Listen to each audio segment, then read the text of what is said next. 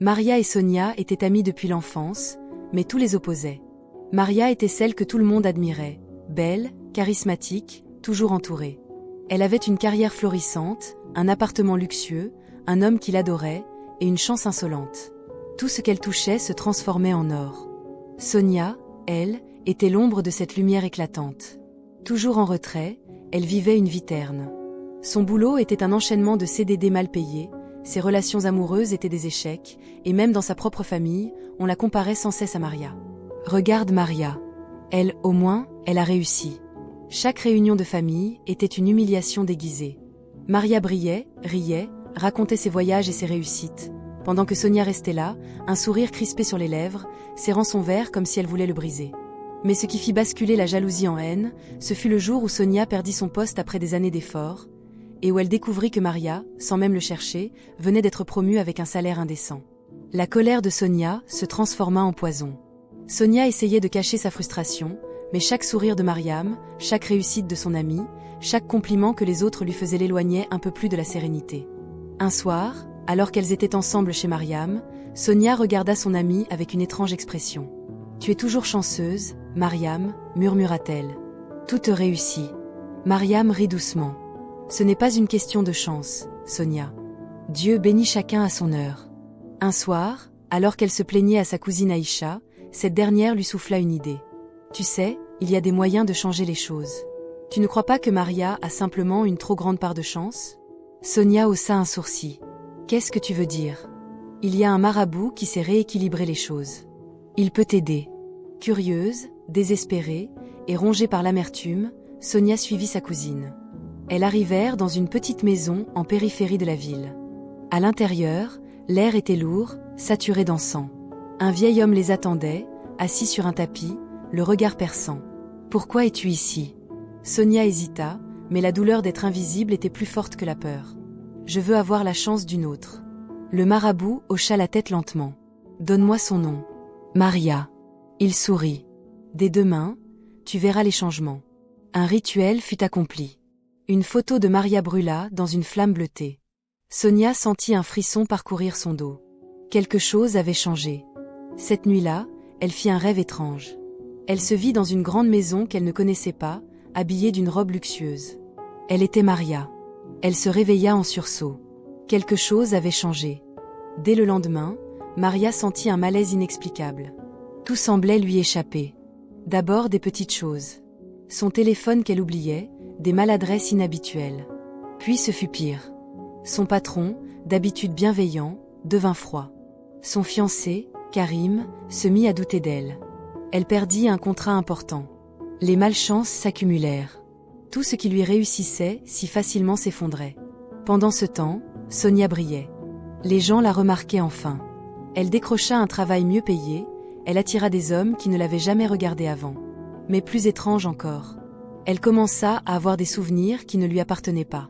Un matin, elle se réveilla en sachant exactement ce que Maria aimait manger au petit déjeuner.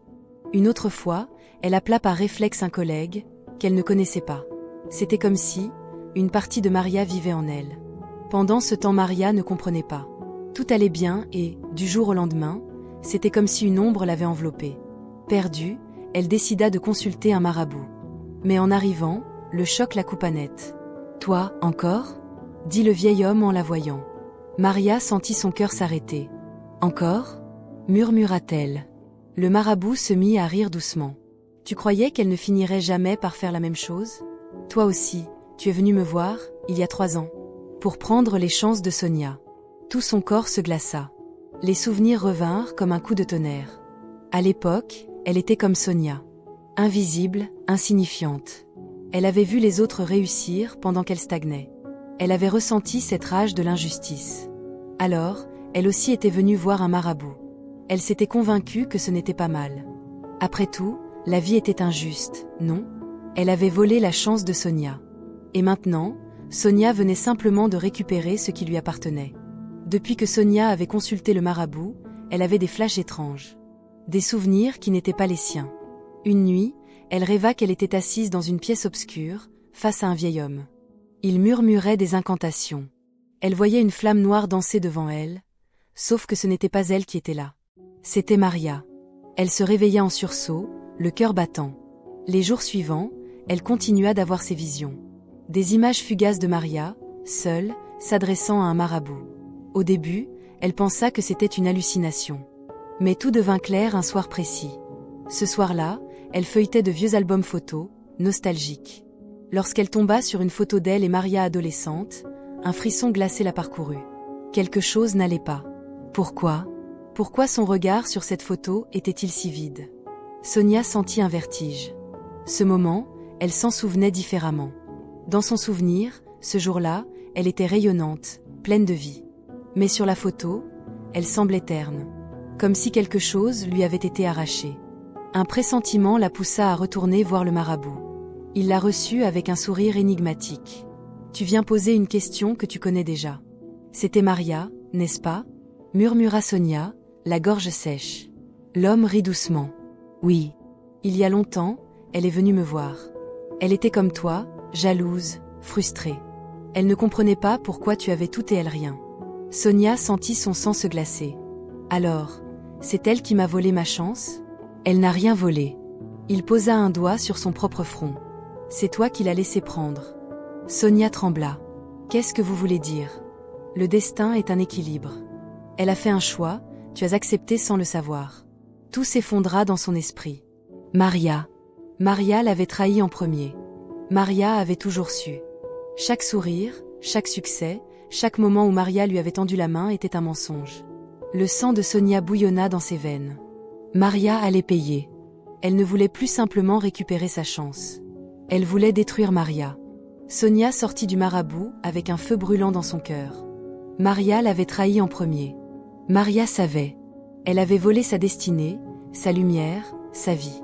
Pendant toutes ces années, elle s'était tenue à ses côtés en prétendant être son amie alors qu'en réalité, elle l'avait privée de tout ce qu'elle aurait dû avoir. Sonia ne voulait plus seulement récupérer sa chance. Elle voulait voir Maria souffrir. Elle retourna voir son marabout. « Je veux qu'elle paie. Je veux lui prendre plus que sa chance. » Le vieil homme la fixa longuement avant de murmurer. « Tu es prête à en payer le prix ? Je paierai ce qu'il faut. » Le rituel fut plus sombre cette fois. Il ne s'agissait plus simplement d'un échange. Il s'agissait de destruction. Le combat était lancé. Maria refusa d'accepter son sort. Elle retourna voir ce marabout. « Je veux reprendre ce qui m'appartient. » Mais Sonia, elle aussi, comprit ce qui se passait. Ce ne fut plus un simple échange de chances. Maria et Sonia étaient engagées dans une guerre occulte. Elles se renvoyaient des attaques spirituelles, nuit après nuit.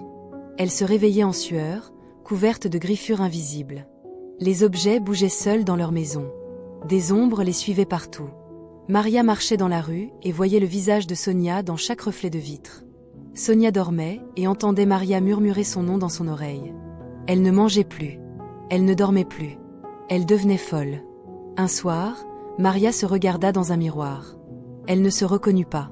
Son visage était creusé, sa peau semblait avoir perdu toute couleur. Elle ne pouvait pas perdre. Sonia, elle, avait un autre problème. La nuit, elle sentait quelque chose s'asseoir sur son lit. Quelque chose qu'elle ne voyait pas, mais qui la regardait. Elle aurait dû gagner. Alors pourquoi sentait-elle une présence plus grande qu'elle ? Elles avaient réveillé des forces qu'une nuit, Maria prit une décision radicale. Elle alluma des bougies noires, s'agenouilla devant un cercle de sel et prononça des incantations interdites. « Je veux qu'elle disparaisse. » Mais cette nuit-là, quelque chose d'autre répondit. Les flammes des bougies s'éteignirent d'un coup. La pièce devint glaciale. Puis elle entendit un souffle dans son dos. Un cri inhumain retentit. Et Maria s'effondra.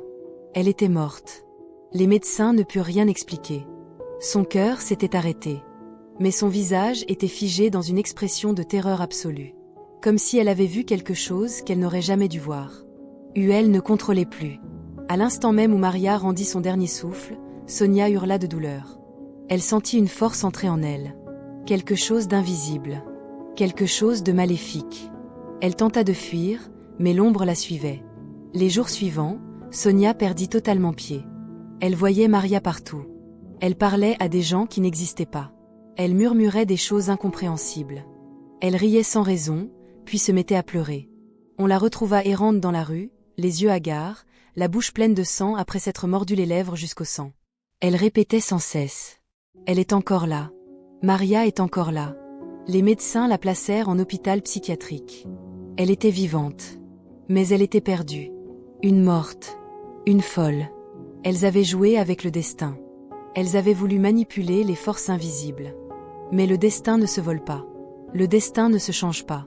Il se venge. Et Maria et Sonia en avaient payé le prix ultime. L'une dans la tombe. L'autre dans une prison mentale dont elle ne sortirait jamais.